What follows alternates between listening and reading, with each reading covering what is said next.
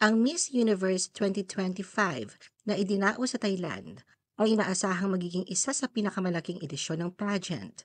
Ngunit nauwi ito sa isa sa mga pinakamagulong kabanata sa kasaysayan ng kompetisyon. Mula sa mga on-cam humiliation at mass walkout hanggang sa pagbibitiw ng ilang horado at aligasyon ng pre-selected finalist, bumulusok ang global beauty stage sa gitna ng eskandalo. The Philippine Showbiz List presents mga iskandalo at kontrobersya matapos ang Miss Universe 2025. Cheers, booze, follow Miss Universe 2025 coronation. Matapos ang engrandeng coronation ng Miss Universe 2025, kung saan itinanghal si Fatima Bosch ng Mexico bilang kampiyon, sumiklab ang sunod-sunod na kontrobersya at akusasyon na humina ang kredibilidad ng pageant. Magkahalong palakpakan at booze ang umalingaw sa Impact Challenger Hall sa Thailand noong November 21, 2025 nang ideklara si Fatima bilang panalo sa tila isa sa mga pinakakontrobersyal na edisyon ng taunang pageant. Kasabay ng pagbati, inula ng matinding batikos ang resulta ng pageant. Si Praveer Singh ng Thailand ang itinanghal na first runner-up, habang sina Stephanie Basali ng Venezuela, Atisa Manalo ng Pilipinas at Olivia Yase ng Cote d'Ivoire ang bumuo sa top 5. Tila nagkasundo ang karamihan sa pageant fans mula sa iba't ibang panig ng mundo sa kanilang paniniwala na hindi karapat-dapat at tanghaling panalo si Miss Mexico. Sa katunayan, viral ngayon sa social media ang reaksyon ng audience nang tawagin si Fatima bilang panalo. Sa mga video na nagkalat online, hindi nga lang mga Pinoy ang nagpakita ng kanilang pagkadismaya, kundi maging ibang lahi. Bagamat nagdiwang ang mga taga-suporta ni Fatima, may ilang manonood na nagsigaw ng boo bilang pagtutol sa resulta, na nagpakita ng patuloy na tensyon at hindi pagkakasundo sa mga naganap sa kompetisyon ngayong taon. May video din kung saan napansin si Andrea Meza, Miss Universe 2020 mula Mexico, ay hindi nagbigay ng standing ovation kay Fatima nang ideklara itong panalo.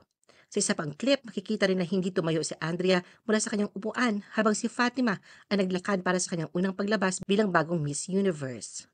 Ang desisyon ay nagdulot ng malakas na protesta kung saan ang ilang taga-suporta ay sumigaw ng cooking show bilang pagpapahayag ng kanilang galit sa resulta. Omar Harfouch accuses Mexico of a rigged win.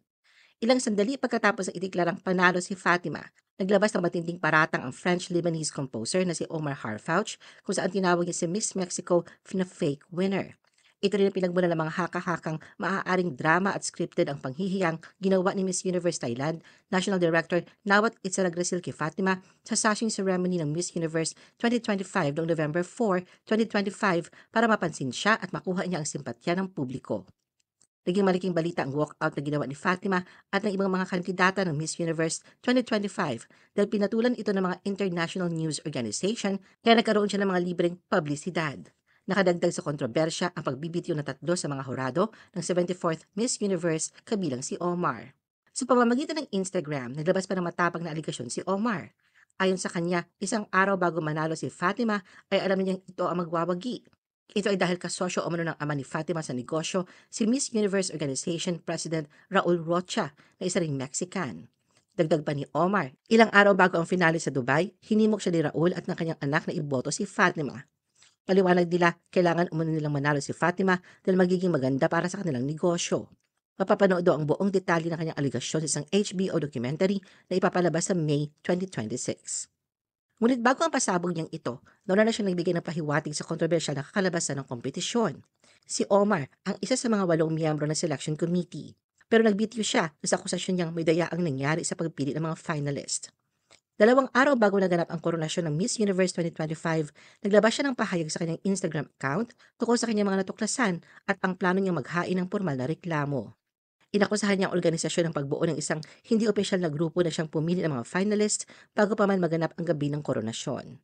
Ayon kay Omar, ang grupong ito ay binubuo ng mga individual na may malaking potensyal na conflict of interest na silang personal na relasyon sa mga kandidata ng Miss Universe.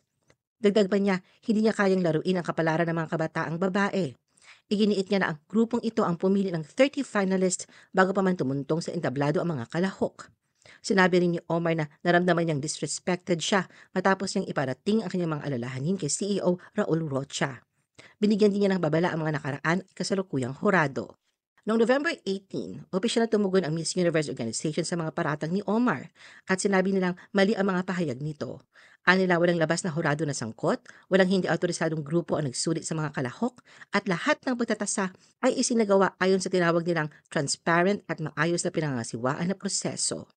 Ayon sa MUO, ang naganap na kaguluhan ay larawan lamang ng paraan ng paglalahad ni Omar at hindi sa aktwal nilang mga pamamaraan. Omar Harfouch reveals allegedly intimate photo of Raul and Miss Mexico. Hindi tinukoy ni Omar kung sino ang sinasabi niyang one person with a personal romantic relationship with a contestant. Pero matapos ang coronation at iginiit na ang resulta ng Miss Universe ay rigged, lalo niyang pinalala ang kanyang mga paratang na mag-publish siya ng isang larawan na ayon sa kanya ay nagpapakita kay Raul na niyayakap si Miss Mexico na nagmumungkahi ng isang intimate na koneksyon. Nakasulat sa larawan ang mga salitang "Who are they?" Nakakaintriga pang caption ni Omar, "Do you know who these people are?" Sa comment section ng Instagram post, may ilang nagsasabi na AI-generated lamang ang litratong ipinost ni Omar at nag-iimbento lamang siya. Pero may naniniwala ring tunay ang larawan. Bilang tugon, nagbahagi si Omar ng screenshot na nagpapakita na ang larawan ay ipinasok sa isang AI tool upang patunayan ang pagiging tunay nito. Ayon sa screenshot, ang larawan ay 100% real or human. Hindi nga doon natapos ang pasabog ni Omar sa sinasabing cooking show sa Miss Universe 2025 na sa panibagong Instagram post niya noong umaga ng November 2022. Nagbahagi siya ng isang video kasama si Raul na may petsang November 14. Kinuwento ni Omar na matagal na siyang may record ng mga pag-uusap nila ni Raul dahil umano'y naghinala siya sa mga pampublikong pahayag nito laban kay Nawat. Ayon kay Omar, taliwas daw ang mga sinasabing iyon sa mga pribadong usapan nila kung saan inaangkin niyang may natanggap na malaking halaga si Raul mula kay Nawat. Ayon kay Omar, iniipon niya ang mga naturang recordings upang masulit ang kanyang law firm sa New York kung paano ito maaaring gamitin sa isang umano'y investigasyon. Kasama din anya sa mga naitala niyang pag-uusap ang mga naganap sa bawat pagkikita nila sa sasakyan, sa restaurant at maging sa isang lunch meeting. Sinabi rin ni Omar na sa recordings umano ang pahayag ni Mauricio Rocha na di umano'y nagbanggit na kung manalo ang Miss Mexico, mas makakabubuti ito sa negosyo nila. Dagdag pa niya, mayroon din siyang naitalang usapan sa telepono sa pagitan ni Raul at Nawat. Nataliwas umano sa mga opisyal na deklarasyon ni Raul laban dito. Raul Rocha claps back at Omar Harfouch amid rigging claims. Sa mga paratang na ito ni Omar, agad na ipinagtanggol ng presidente ng Miss Universe Organization na si Raul Rocha ang pageant. Sa post-Miss Universe 2025 press conference, hinarap niya ang tanong mula sa isang journalist na nagbanggit na naturang salaysay. Sa isang video mula sa isang pageant platform, makikitang ipinakita ni Raul ang screenshots ng palitan nila ng mensahe ni Omar upang maipakita ang buong konteksto ng kanilang komunikasyon. Sa isang hiwalay na post, makikita rin ang dialogo nila. Sinabi ni Raul kay Omar sa naturang mensahe na ikakansela niya ito bilang hurado dahil sa mensaheng ipinadala ni Omar na nakasira sa kanilang proyekto. Binanggit ni Raul na ang pinag-uusapan nila ay higit pa sa corona, lalo na ang kanilang philanthropic program para sa social benefit na pinagtrabahuan ng isang buong taon. Natalie Glebova declares she won't be a judge after Miss Universe 2025 stint. Nakadagdag sa kontrobersya at mainit na usapin tungkol sa resulta ng 74th Miss Universe ang Instagram post ni Miss Universe 2005 Natalie Glebova. Kabilang si Natalie sa mga miyembro ng selection committee ng Miss Universe 2025. Sa kanyang post sa Instagram, binanggit ni Natalie ang kawalan ng auditing firm na siya nagdedetermina kung tama ang tabulation ng scores ng mga kandidata. Gusto rin niya sana makita muli ang auditor na may dalang selyadong resulta bago ideklara ang mga nanalo, tulad ng nangyari noong siya ay lumahok noong 2005 at mga nakaraang taon. At hanggat hindi ito naibabalik, ay hindi raw muna siya magde-judge sa Miss Universe. Base sa kanyang social media post, hindi rin masaya si Natalie sa resulta dahil hindi nanalo ang kandidatang pinapaboran niyang magwagi, si Miss Universe Thailand Pravener Singh na nagtapos bilang first runner-up. Ganun pa man binanggit niya na bilang horado, ang kanyang boto ay sariling opinyon lamang at walang sinumang individual ang makakaapekto sa kabuoang resulta. Dahil sa revelasyong ito ni Natalie, marami ang kumbinsidong may dayaan ngang nangyari sa pagpili ng nanalo sa Miss Universe 2025. Steve Byrne shares official Miss Universe 2025 result amid online controversy. Upang tugunan ang lumalaking kontrobersya online, ibinahagi ni Steve Byrne, host ng Miss Universe 2025 sa kanyang Instagram, ang opisyal na resulta ng pageant. Sa larawan, makikita siyang nakangiti habang hawak ang card na nilalaman ng opisyal na resulta habang siya nasa backstage sa Bangkok na naglilinaw sa ranggo ng mga kalahok matapos questioning ng mga tagahanga ang mga hindi inaasahang final placements. Nakalista sa photo ang mga kumpirmadong resulta, kabilang ang Cote d'Ivoire, Pilipinas, Venezuela at Mexico bilang mga nangungunang finishers. Ibinahagi ni Steve ang imahe matapos ang maraming fan groups na magtaas ng mga tanong tungkol sa transparency, fairness at consistency ng paghuhusga sa buong kompetisyon. Sa kanyang caption, inilarawan niya kung gaano kaganda ang kanyang karanasan sa Bangkok, Thailand, pati na kanyang paghanga sa 120 candidates na nakasama niya sa entablado. Ipinahayag din ni Steve ang pasasalamat sa hosting duties habang pinagtitibay din ang kredibilidad ng inilatahalang resulta sa gitna ng emosyonal diskusyon sa buong mundo. Nawat Isara Grisil on Miss Universe 2025 result.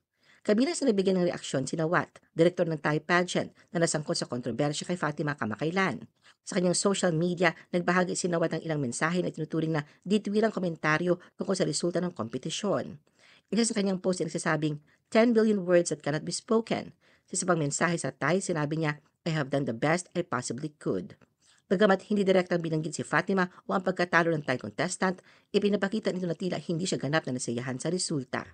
Kaugnay nito, batay sa mga ulat na isinapubliko ng ilang media, sinabi ni Nawat na nirerespeto niya ang desisyon ng mga hurado at ayaw niyang magdulot ng dagdag na kontrobersya sa Miss Universe 2025. Ayon sa kanya, kung ang mga hurado at ang organisasyon ay nagdesisyon na, kailangan na tanggapin yon. Idinagdag ni Nawat na nakadepende rin ito sa opinyon ng mga tagahanga at hinihintay niya ang kanilang mga komento mula sa kanilang mga tahanan. The alleged secret voting. Kabilang sa pinag-uusapan ang dayaan sa voting system ng Miss Universe ngayong taon na dahilan kung bakit di umano nakapasok sa listahan ng top 30 ang pambato ng Paraguay na si Yanina Gomez. Natapos ang voting para sa People's Choice noong November 19, ngunit biglang pinalawig ng mga organizer ang pagboto ng walang abiso sa publiko. Noong orihinal na resulta, nanguna ang Pilipinas, Bangladesh at iba pang bansa. Pagkatapos ng extension, tumaas ang boto ng Paraguay sa 1.6 million sa loob lamang ng isang oras. Napansin din na isa sa mga hurado sa Beyond the Crown ay partner ng Miss Paraguay ayon sa kanyang Instagram account. Matapos ang insidenteng ito, maraming tagahanga nagprotesta at nanawagan ng transparency at fairness sa kompetisyon. Miss Mexico Fatima Bosch on destined Miss Universe win. Di na alam na pamunuan ng Miss Universe ang paratang ng cooking show ang resulta ng katatapos lang na kompetisyon. Ito ay nang mag-iwan sila ng makahulugang mensahe sa kanilang Facebook page na nagsasabing, "What God has destined for you, no envy can stop it, no fate can undo it, and no luck can change it." Kalakip na naturang post ang ilang litrato kung saan suot-suot na ni Miss Mexico ang naturang corona. Katulad ng inaasahan, pinutakti ito ng pageant fans at nagbunsod sa mga katanungan kung bakit hindi pa pinapalitan ng Miss Universe page ang kanilang profile pic ni Fatima at maging cover photo nila tungkol sa kanyang pagkapanalo na dati nang ginagawa sa mga nagdaang winner. Tila ba lumalabas na nag-iingat ang MUO sa dagdag batikos na kanilang matatanggap. Ganun pa man sa kabila ng kontrobersya at patuloy na pangungmisyon sa resulta ng Miss Universe 2025, tila hindi ito alintanan ni Fatima at ipinagdiwang ang tagumpay niya. Ilang oras matapos siya makoronahan sa kanyang Instagram, ibinahagi niya mga larawan mula sa kanyang koronasyon at pinasalamatan ang Diyos sa pagkakamit ng tagumpay. Naging makahulugan din ang kanyang caption kung saan ay binanggit ni Fatima na ang itinakda ng Diyos para sa isang tao ay hindi mapipigilan ng inggit, kapalaran o swerte at idinagdag niya ang pagbati ng kanyang pananampalataya sa pamamagitan ng pahayag ng Long Live Christ the King. Ano ang masasabi mo sa video na ito? Mag-like o mag-react at huwag mahiyang mag-comment. For our YouTube viewers, huwag kalimutan mag-subscribe at i-hit ang notification button. At para sa aming Facebook viewers, mag-like at follow sa aming Facebook page para updated ka sa mga showbiz chika. Thanks for watching!